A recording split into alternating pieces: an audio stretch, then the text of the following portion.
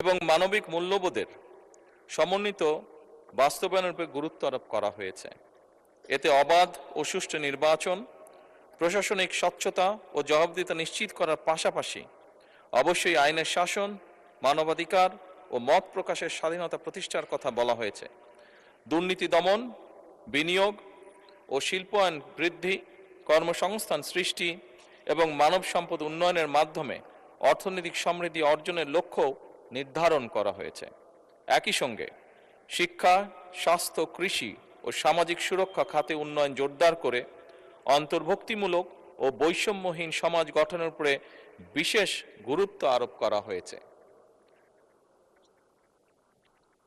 এছাড়া সবার আগে বাংলাদেশ পররাষ্ট্রনীতির এই মূল দর্শনকে বিবেচনায় নিয়ে প্রতিটি ক্ষেত্রে বাংলাদেশের স্বাধীনতা, সার্বভৌমত্ব, জাতীয় স্বার্থ, জাতীয় নিরাপত্তা এবং জনগণের কল্যাণে সর্বাগ্রে প্রাধান্য দেওয়ার লক্ষ্যে কার্যক্রম শুরু হয়েছে। এর ভিতর সমতা, ন্যায্যতা ও পারস্পরিক সম্মানের ভিত্তিতে বাংলাদেশকে একটি আত্মমর্যাদাশীল রাষ্ট্র হিসেবে প্রতিষ্ঠার লক্ষ্যে সরকার কাজ শুরু করেছে এবং কাজ করে যাচ্ছে।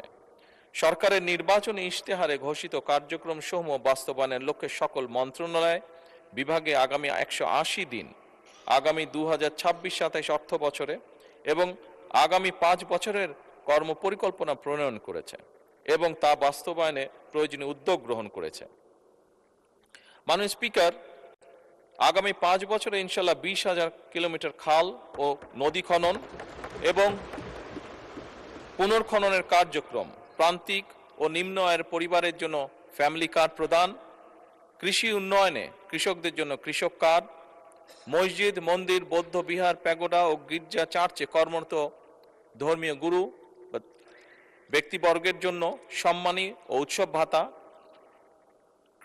ক্রীড়াবিদদের জন্য ক্রীড়া কার্ড ও ভাতা প্রদান, 5 বছরে 25 কোটি বৃক্ষরোপণ কর্মসূচি, 10,000 টাকা পর্যন্ত কৃষি ঋণ সুদ মওকুফ সহ ইত্যাদি।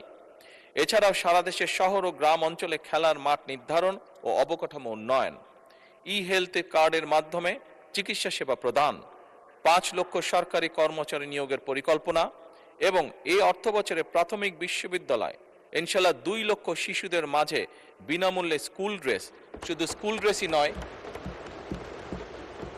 মাননীয় স্পিকার, স্কুল ড্রেসের পাশাপাশি আমরা বাচ্চাদেরকে বাংলাদেশের তৈরি আমাদের একসময় যে সোনালী আঁশ বলতাম সেই জুট থেকে, পাট থেকে তৈরি আমরা বাচ্চাদেরকে স্কুল ব্যাগ দিব এবং একই সাথে ড্রেসের পাশাপাশি একই সাথে আজকে সকালে মাননীয় স্পিকার একটি পরিকল্পনা গ্রহণ করেছে। আমরা চেষ্টা করছি প্রাইমারি স্কুলের বাচ্চাদেরকে আমরা জুতো সরকার থেকে দেব, জুতাও দেওয়ার চেষ্টা করছি।